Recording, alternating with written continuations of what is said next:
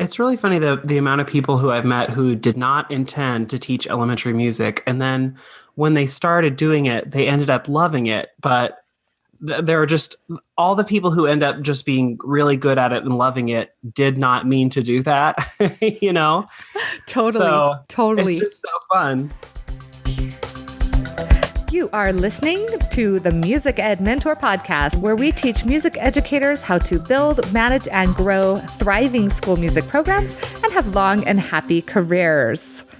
You are in for a special treat today, not only for elementary music teachers, but anyone who teaches music at all, because you never know when you are going to be in the elementary classroom, and you never know when you can learn something from elementary teachers that can help you in your practice in secondary. I am your host, Elisa Jansen. I'm still getting used to saying that, which is probably why if you find my personal profile on Facebook, and I invite you to, we can be friends. It's totally cool.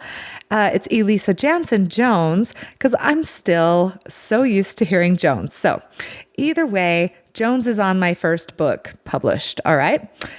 In fact, I published another book just recently, and you are welcome to access that as well. It's the Music Booster Manual. It was a freebie download with our last podcast episode. So if you're interested in that, go ahead and give it a look-see. All right. Let's talk about today's episode. Now, most of us come out of college with our eyes on the ideal job, which for many of us is teaching band or orchestra or choir in the secondary schools, middle school or high school for most of us. Unfortunately, there may not be an open position available for our ideal situation in our ideal place to live, but there just might be an elementary job opening. Now, since most of us graduate with a K-12 certificate, that means you technically should be able to confidently teach the K-5 students, right? Wrong. There is a lot more to being a successful elementary school teacher than they could ever teach you in college. And unfortunately, it's the situation of a secondary emphasis teacher who takes a job in elementary that fosters teacher burnout. That's not always the case, but it can be, and it often is. That's why I've brought on Master Elementary Music Teacher David Rao. You can discover his music education blog at makemomentsmatter.org, where you'll find links to his Facebook page, his Teachers Pay Teachers shop, and his Make Moments Matter podcast. I adore his podcast. You have to check it out. You'll also find these links in the show notes. Today, we are pairing my experience of being a secondary instrumental emphasis teacher who now successfully, I hope successfully, teaches an elementary program without wanting to do physical harm to anyone around me, with David's experience in vocal performance, choral conducting, and now teaching 1,200 elementary music students per week. If you've ever been terrified that the only job you'll get is teaching elementary, or perhaps you're there now but not feeling like you're enjoying yourself or being successful, then these two episodes, are for you. We'll be answering questions like, where do you even get started once you get the elementary job? What if you don't have a curriculum? What resources are there out there to help you, especially if you don't have a budget? What does a typical lesson plan look like? How long do you rotate between songs or tasks or games? How do we manage the impulsive and, let's face it, freakishly weird behaviors of younger kids? And how can we make the situation into one we love, love, love to show up to every day? But first, I have another question for you. Could you use a brand new Chromebook? And who couldn't, right? Sign up to try Smart Music for free before the end of the school year, and you could win a Chromebook. You can find all the information and get started at smartmusic.com/enter. That's smartmusic.com/enter. Also, if you're looking for the absolute best opportunity for professional development this summer, look no further than the International Music Education Summit. It's a 3-day live in service this June, and it's 100% online. That means no needing to book a hotel room, no needing to calculate or track gas expenses, no need to worry about how you're going to feed yourself when you're drinking so much every night with your colleagues. You can attend right from home. There are more than 30 sessions to choose from for every music educator, and they'll be taught by trained presenters. Elementary teachers might especially enjoy the session by Graham Hepburn, whom you probably know better by the name Quaver. That's right, Quaver will be presenting this year. Registration is open now, so head over to musicedsummit.org/register. And because you're my devoted listener, you get an extra 10% off of your registration. Just use the code PODCAST to snag your discount. Now, without further ado, here are mine and David's tips and tricks for loving teaching elementary music. Well, I'm originally from the Midwest and grew up, born, raised, went to college in Illinois, went to graduate school in Kansas City. And I thought I was going to be a, high school or college choir person. And I got my music education degree in Kansas City when I was doing my master's in choral conducting, and realized that I just love spending time with kids and I love being with kids. So my first job right out of college was an elementary music job, and I've stayed with it ever since. I love it. And I learned a lot along the way. I did my ORF certification. So that's 3 levels of ORF Schulwerk training. And I also did a couple summers doing critical thinking in the arts. So it was sort of intensive critical thinking, how to teach kids to critical think through music. And since then, I've bounced around the Midwest a little bit, and now I find myself in Atlanta, Georgia. And I teach on the north side of the metro in the Cherokee County School District. Nice. That was a really good 60-second rundown of who you are. I try and come up with my elevator speech version. No, that's perfect. So today, I'm so glad that you're coming on with me, because we both kind of have that, we're going to start in secondary, and mine was, of course, instrumental emphasis, and you wanted to do vocal. And now we're both elementary teachers. And I think, I did a survey a couple years ago when I first started my blog so that I could discover where the real challenges were with music teachers, right? And one of the big complaints that I was hearing is that there are no perfect jobs. Like, there are no ideal jobs, and there just aren't enough jobs out there.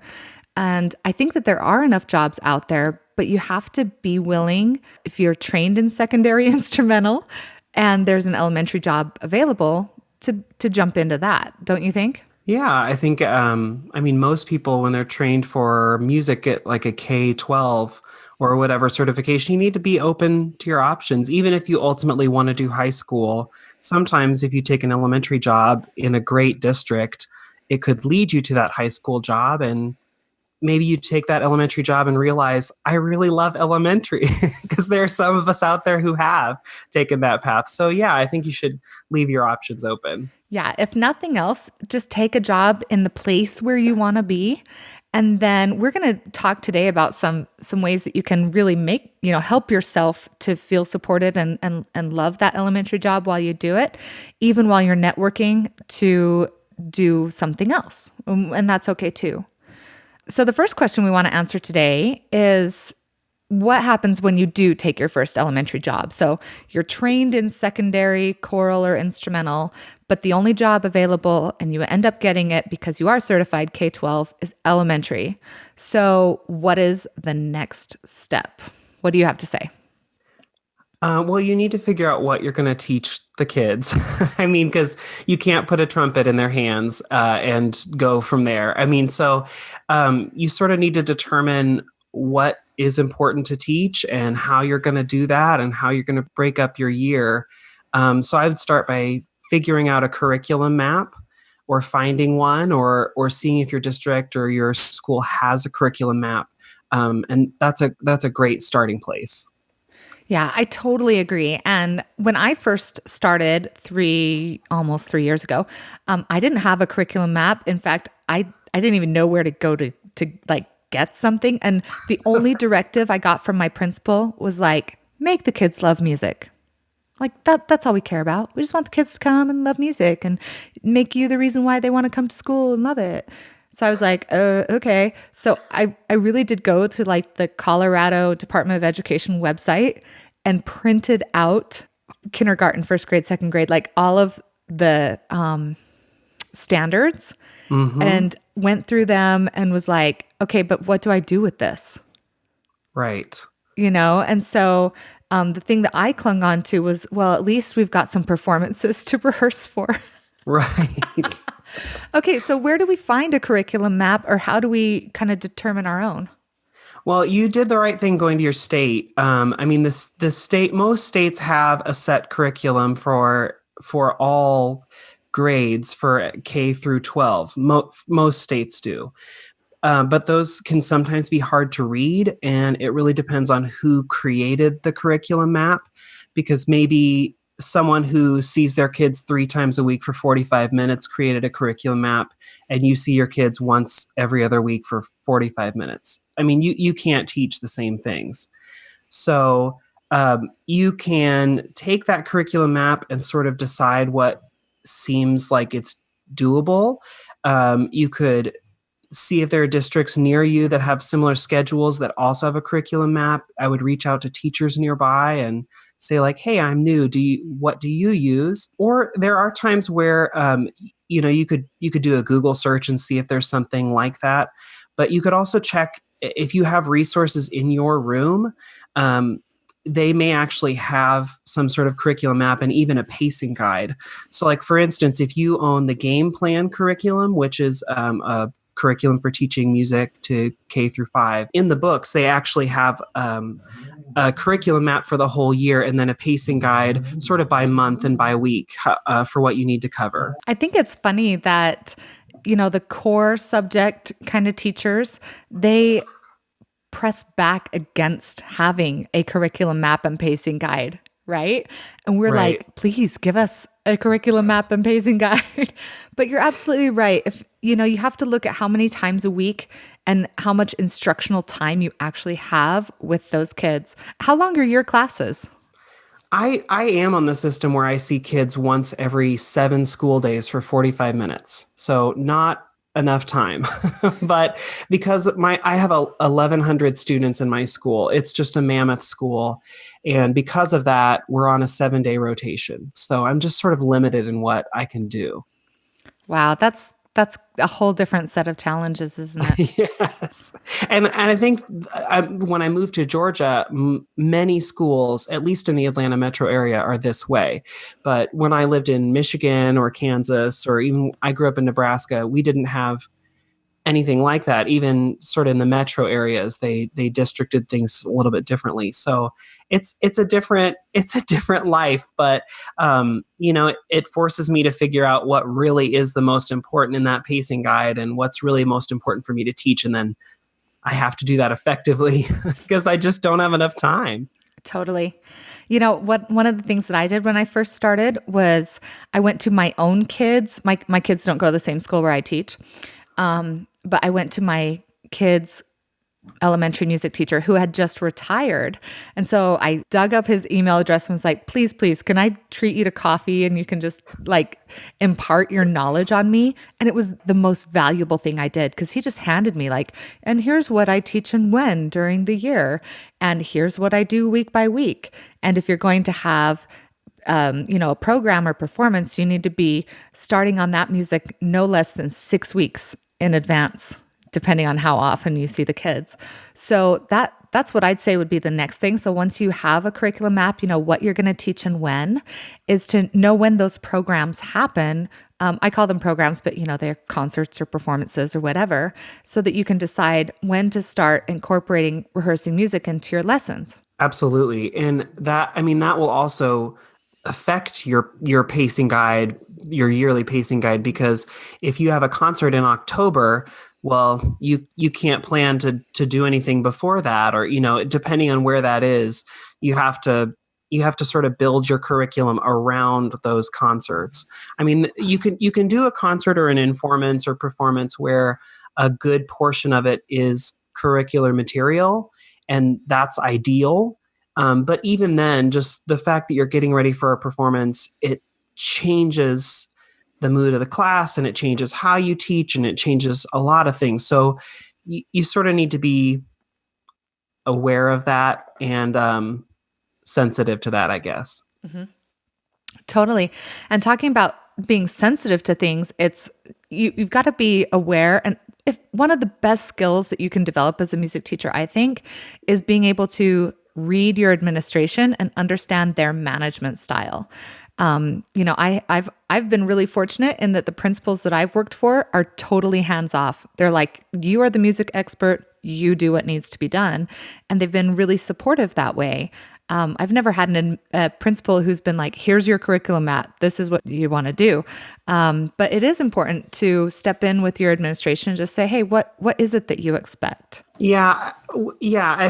Sorry, that made that initial yeah sounded bad. No, yeah, I have had experiences with administrators where they have ideas what the old person did, or they had a really good experience with someone, and that's good if they had a good experience. But if they had an experience with a teacher that they didn't work so well with or didn't like, you have to basically repair the reputation for all music educators, because they may have this idea of what that is. So I've realized that no matter which administrator I have to not only teach the kids what good music looks like, I have to teach my administrator what a good music program looks like, a K-5 program, because I want them to know I'm not just singing fun songs every day. I'm teaching literacy, and I'm teaching kids to hear music, and I'm teaching kids all sorts of things. And I had a principal once who I had national standards up on my wall, and he's like, "Oh, y'all have national standards?" And I was like, "Yes, yes, we do."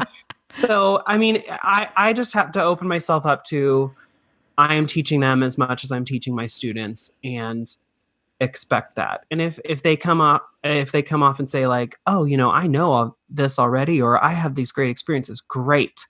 But I tend to assume that I am giving them first time knowledge.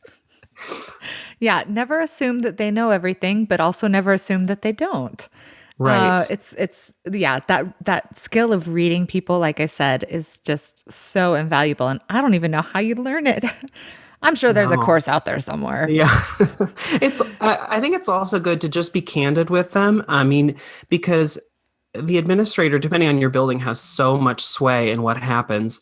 And so at the beginning of the year, the first time I walk into my administrator's office at a new building, I'll sit down and say, what are your expectations for this honor choir that I do? Or what are your expectations for this concert or this time of year? Or, because maybe the school has an all school sing along they've done for 40 years, and they do the same 8 songs. Well, it would be good to know that, or I once met an administrator who said, I went to my grandchild's performance, and only like 5 or 6 kids actually had a speaking part. And I think every student should have a speaking part at every concert. Oh, yikes. Well, that is important to know, Right, yeah. And so it's good to say like, so that winter concert, what have you done in the past? Do you have any thoughts about that? Just so that you can sort of get on the same page. Yeah, I wish I had done that a little more thoroughly. I teach at a Catholic school, so the Christmas thing's like a huge deal. But Right. the only guidance I got from the administration was, well, we want to update it. Like the teacher before me had done the exact same thing year after year for the last decade. So they wanted it to be updated and a little more energetic and shorter and less fuss. And so that's what I did. Like I did fun music, songs the kids loved. Instead of having them like stand up in the pews, I had them come and stand on the risers so that people could actually see them. And then I left out the whole pageant stuff, right? The reenactment of the birth of Christ, and not the birth, but you know what I'm saying. Right. Yeah. That would be really awkward. Anyway, so I left that out. And then the only complaint I had afterward was, well, we didn't get the nativity scene with the real live baby Jesus, right? So the next year I incorporated that. I streamlined it. I made it so that only the middle school kids were involved.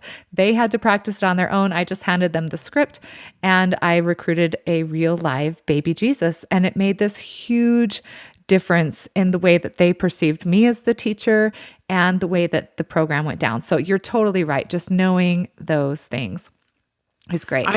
I also tend to sort of give them more than maybe they've asked for initially. Like anytime I would send a note home to parents in my first year or two, I would ask my principal first, like, do you want to look over this? Do you want to see, how does this sound? Because there are some principals who really want control or really want a say in things. And after a while, my principal was like, all these notes sound good. I can trust you. You don't need to run all these by me. And I was like, great. But for the first year or two, any big decision I'd make, I'd like to apply for this grant or I'd like to bring kids to this concert. Before I got too involved in it, I would go and talk to my principal and say, this is what I'd like to do. And here's why. Is this doable? What do you think? And then it built a relationship, but also it helped me not get my hopes up for things that they weren't into, or it helped me get a feel about what they thought about the program as much as what I wanted to do with it. Right. They're rarely going to complain about over communication, but they will always complain about under communication. Right. So, and then if you do communicate beforehand, if something comes up with a parent, they'll usually be, they'll have your back because they know what your intentions are. Yeah, precisely. Okay, so we've got our new job. We've got our curriculum map. We know when the programs are going to happen. We feel good with our relationship with our administration. So the next tip that I would have is group your grade levels into shared lesson plans. I call them preps because that's from my middle school upbringing, right? So I found that I can teach almost exactly the same thing to kindergarten and first grade. And then the same thing for second and third, and then the same thing for fourth and fifth, that kind of thing. Anyway, that's just how I work. But how do you do it? Do you create a separate lesson plan for every single grade? I do. I guess I like all that work. You're so much better than me. I am not. No, I think especially this year because I only see kids, if I'm lucky, I see them 20 times. So in my thinking, I want to put as many new things in so that I get a lot of content pushed out in their 6 years with me. I do sort of follow that prep idea when I think about like I'm teaching these concepts or I'm doing, if I'm doing quarter note, eighth note or quarter rest or whatever, I might do the same skills in K1, but I might use a different song for first grade than I did in kindergarten or something like that, just so that, or I might use the same song I did in kindergarten, but add like a dance or something in first grade. That's just sort of a spiraled curriculum where you're taking the same thing as before and just making it a little bit different. So I do use some of those same concepts from grade to grade, but I might just change the vehicle so that they get another song to take with them or another idea. Nice. I think that next year I'm just going to invest in like Quaver that just tells me what to do and when. Well, I should have put that at the beginning, like just get Quaver, people. Yeah. The singing classroom, like as many subscriptions as your school will buy for you. But yeah, it's nice. There are some curriculums that do that that'll tell you like week by week. Like I know Game Plan, when I had that at my old school, it would tell you like September week 1. And it would have like 2 separate lessons of like this, then this. And so it was super sequential, but I like a little bit more freedom than that. So one of the other things that totally saved me when I started elementary is that I took like the curriculum map, the stuff that was, kind of required for the core standards. And then I added on top of that units. So like I had a composer unit, let's call it for an entire quarter. I would go through composers. I taught instruments. So I actually brought in all the different instruments in the band and orchestra and percussion families. And we talked about the science behind the instruments. We made instruments. And that was just so much fun We could even do a unit on movie music, and that kept me enthused and it felt easier to me because it was stuff that I was familiar with without being, purely elementary stuff that I felt like uncomfortable with. Do you know what I mean? As a Right. secondary Yeah. teacher coming into it. Yeah. I do some of those elements. I don't have like firm units. Again, I think because at my new schedule, it's just, I mean, it's a week and a half between when I see kids. And if we had a week off or something, it could be 2 or 3 weeks.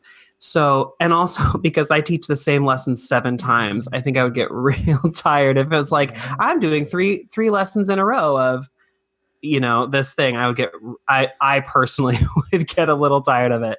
So I do a little bit more of a flow of different things throughout the year. But I definitely do, like if I have, the big tubanos out or whatever, I'll do a unit on that where almost all the grades will get that all at the same time. So that then I can have that all set up at the same time and not, have to put things away or get stressed out about that.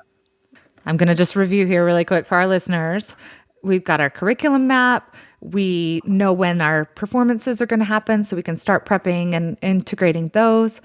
We've talked to our administration. We know how many preps we're going to do. We've already got kind of an idea of what our lessons are going to look like.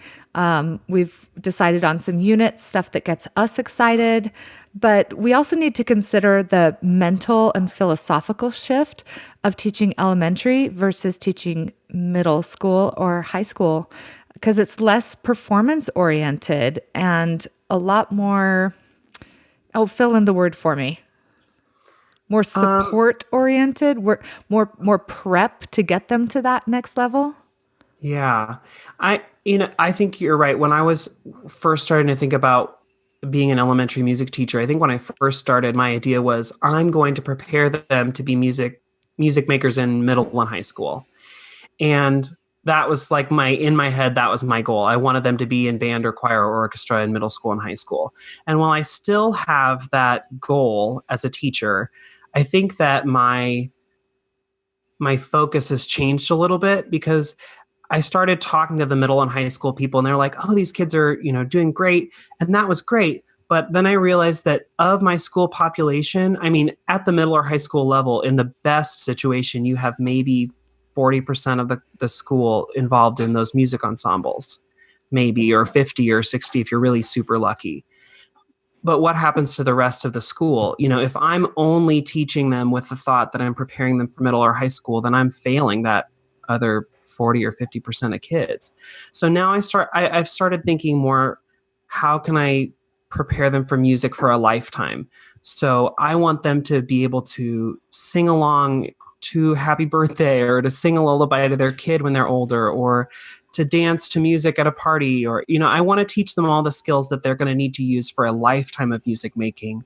And at the same time, I am absolutely preparing them for middle and high school, but my focus needs to be all of my students and not just the kids who I think might end up in music later on. All right. So, speaking of lesson objectives, let's talk about how the lesson sequence and the lesson plan template, let's say, might look differently from a middle school or high school rehearsal ensemble. Yeah, I think, well, I never taught middle or high school. I did my student teaching, but it's super fascinating because I think one of the biggest factors is how much time do you have? Because I know a lot of people in middle or high school see kids every day or every other day. And I don't, I mean, even I think the one school where I taught a few years ago where I had the most time was every other day for half an hour. So that's not a lot of time. And now I have even less time. So that definitely determines what I do. And it is bell to bell, as they're walking in, we're singing as all the way up until when we line up, we're doing something. And my principal came in one time to observe me. And when she left, she was like, "I'm exhausted watching that." It's like, I know I don't have the luxury to like sit and type an email because there's so much that I want to teach and there's so little time. So I think that how much time you have with kids is going to be drastically different from your middle or high school. And then that's going to factor into what it is that you do with students. So, what does your typical lesson sequence look like? How often do you transition activities to keep them focused and involved? Well, I think it changes depending on whether you're doing primary or secondary. So, and when I say that, primary to me means K1, 2, and secondary is 3, 4, or intermediate or whatever you want to call it is 3, 4, 5. I only Right. have up to 5th grade. So my primary kids, my K1, 2 students come into a circle song. We come right into that. We do a quick like a little review game, a little review song where I hit on in about 2 minutes. I can do solfege, I can do rhythm, echoes, and body percussion. I can do, a couple quick things that even if we're not doing a focus on that day, it gives them a chance to sort of hit it again in the lesson. And then we just go from there depending on what it is that we're focusing on that day. So for the younger kids, you have to transition a lot more. I had a teacher once say you can take the student's age plus 2, and that's the amount of time that you can expect the best kids to sit without being stressed out or without wiggling or without going crazy. That's not a lot of time. So for a 6-year-old, 8 minutes is your top for the best kids. So there are a lot of transitions. With your older kids, you can give them more activities where they can have a little bit of autonomy. But for your younger kids, you have to transition a lot.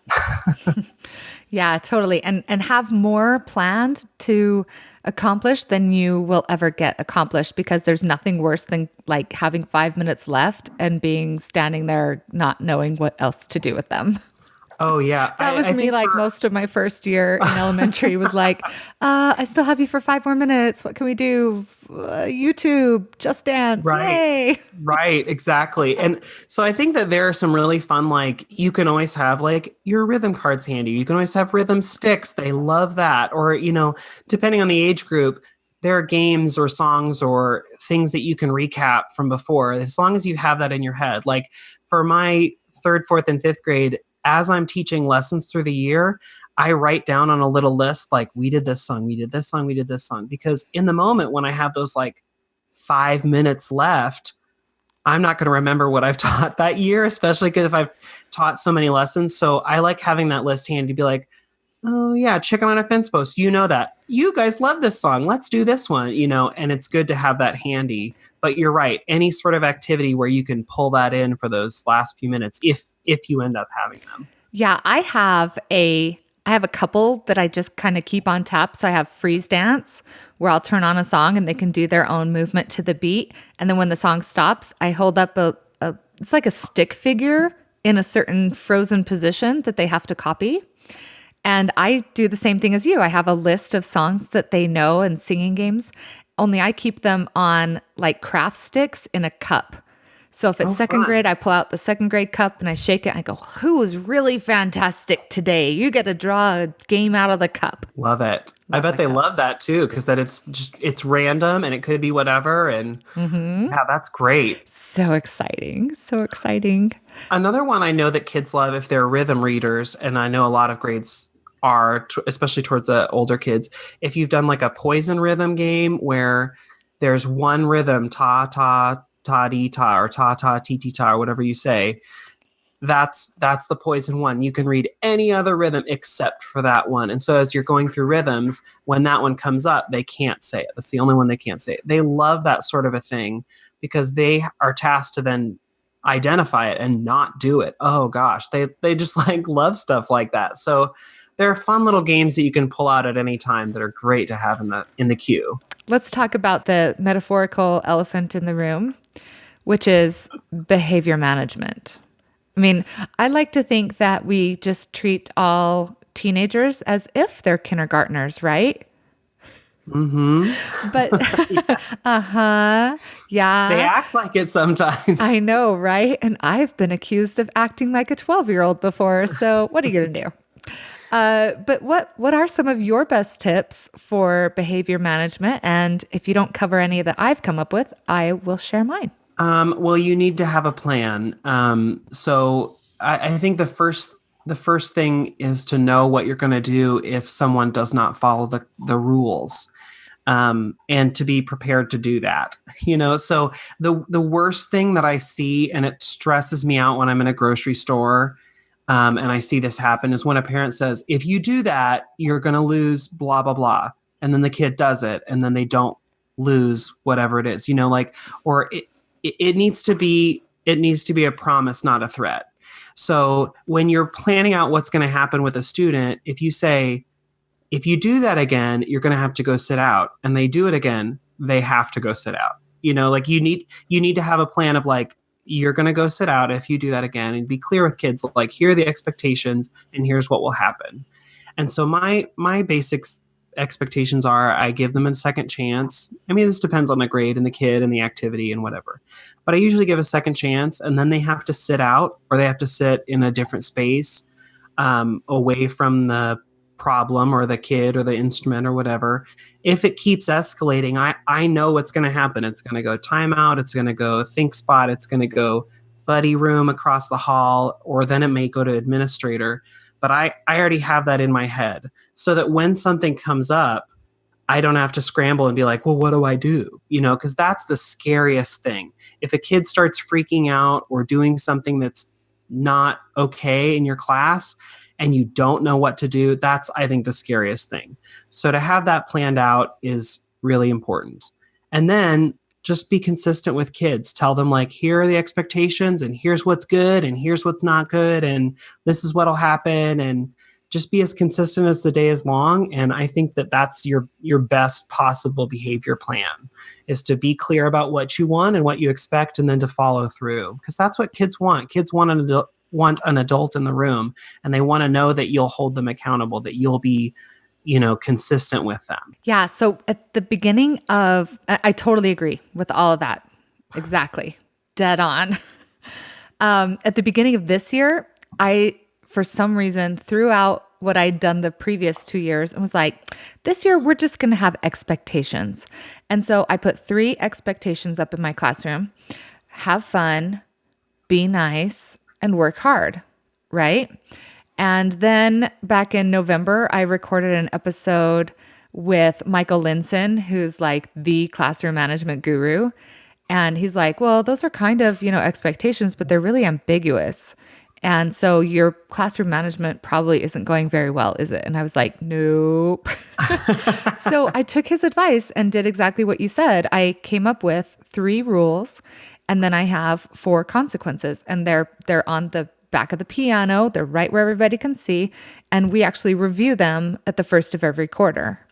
So that's what we've been doing this week, is I've been reviewing the classroom rules and expectations. So my classroom rules are: number 1, listen and follow directions. And then I explain to them that if they're not listening, like if they're talking when I'm talking, they're obviously not listening, and that's breaking rule number 1. And then number 2 is no screaming, running, or roughhousing. And number 3 is participate. And I explained to them that the rules have 2 purposes. 1 is to make sure that everybody's learning. And number 2 is to make sure that everybody's safe. So that's why we have those rules. And then my consequences are a lot like yours. Number 1 is they get a warning. And then if they break the rule again, then they have to sit out. And number 3 is I let their classroom teacher know, because all their classroom teachers have, up and down charts and send stuff home Everyone regularly. Is different. Yeah. Right. So chart, or we've got a color chart, or I've got my behavior card, or everybody's different. Right. Yeah. You get to clip up. Everybody who didn't reach number 2 in music gets to clip up today, that kind of thing. And then the 4th one is that they go to the office. Now, fortunately, my classroom is adjacent to the office, and there's a window. So if I take a kid to the office, first of all, they know they're in trouble, and they know that the principal is going to stop and talk to them, right? Which is the worst consequence, because he's awesome. But I take them in there and turn the chair so that they have to sit and watch as the rest of the class has fun. Oh my. It's so devious. And today I told them, I don't ever want to send anybody to the office. I don't ever want to send anybody out. So you guys are making your own choice to break the rules. And that's that. And then we practice it, right? Like we do a little mock trial. Johnny just broke the rules, so he now has his warning. He broke it again. Now he has to sit out. And yeah, do you practice your rules? Oh yeah, and one of the other things that I'll do, and I mean, because those rules that you talked about are very specific, but they are also sort of general. Because, I mean, what are your rules when you're playing a xylophone? Well, those rules still apply, but you also probably don't want them to hit each other with a mallet, and you don't, like there are specific things that maybe don't get covered in those umbrella rules. So like when I'm doing a specific activity like a dance or a whatever, I'll go through and I'll show them like here's one way I could do it, and I'll show them something and I'll say, is that a great one? And they're like, yeah, that's good. And I might show them another one, and I'll intentionally do something wrong, or I'll intentionally like run into someone, or depending on what is happening, and so they can see the right way and they can see the wrong way. So they know that I know what to look for, but they also can say like, that is not something that we should do, and I've seen an example of it. Yeah, nice. I love that. Do you tell stories? Because I find that when I can link the lesson into some kind of story, they are like all ears. For example, today I had four or five classes, and we were learning about Beethoven. We've been doing like our music history timeline, but backwards. So like from current day and then back. Anyway, so today was a little bit about Beethoven, who of course they've all heard of. And so I was going to show like a YouTube video of like the history of Beethoven so they could see the pictures and, what does Bonn, Germany look like, that kind of stuff. And the first class, they just ignored it. Like they were just so distracted, and it was like, oh, it's just a video. So for the next three classes, I told the story, right? And they ate it up. They were silent. They were paying attention. I got to ask them questions, and I was able to pull out like the specific things. And anyway, big believer in the storytelling.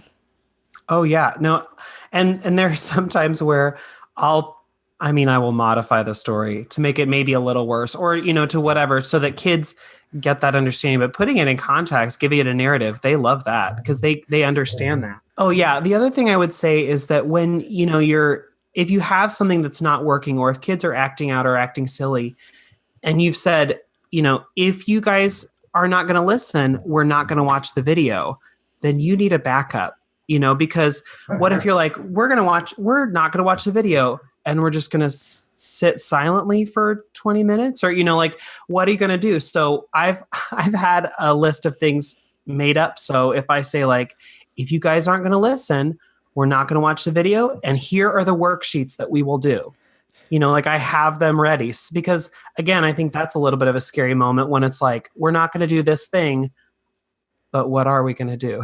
Yeah. You've got to have that in your pocket ready to go. Oh yeah. I always have a stack of worksheets, and I have 3 stacks. So I have like the super beginner, easy stuff that kindergartners can do. Cause half your kindergartners can't read. So it's not like you can have written instructions on there. And then I have a stack for like the second and third graders, and then a far more advanced one for fourth and fifth. So yeah, I totally do the same thing. You're right. Yeah. But behavior management is just, you learn a lot as you go. And I learned, especially in the first couple of years, like you don't want to take the nuclear option.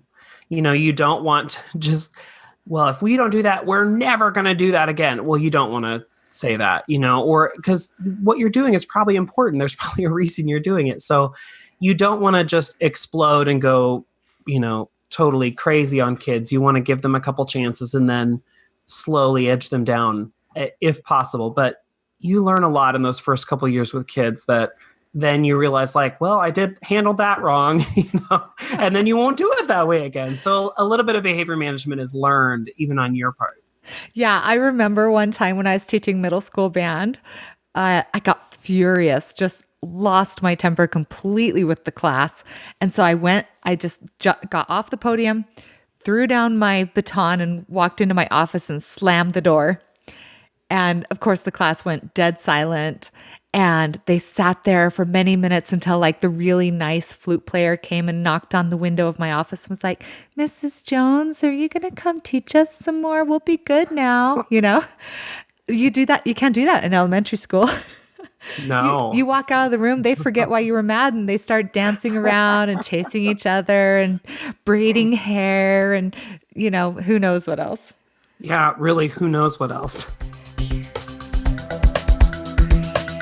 That's it for part 1 of this 2-part episode. Please be sure to join us next time in just a couple of weeks for more tips and tricks for teaching elementary music, or really any level of music. I should probably apologize for the flippant ways that I used sarcasm and hilarity in my upper level college courses. I was pretty juvenile, and even my college professors probably could have used some of these tips on me.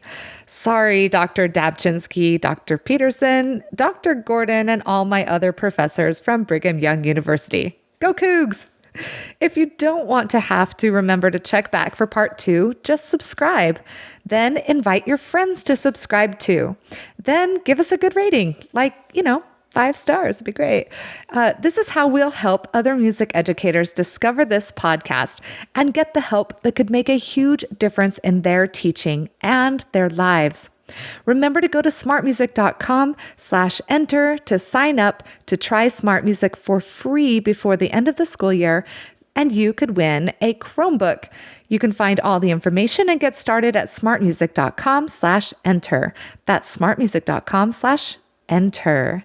And registration is open for the 2018 International Music Education Summit, your opportunity to access more than 30 live presentations right from your home computer this June. Watch world-class presenters in your pajamas.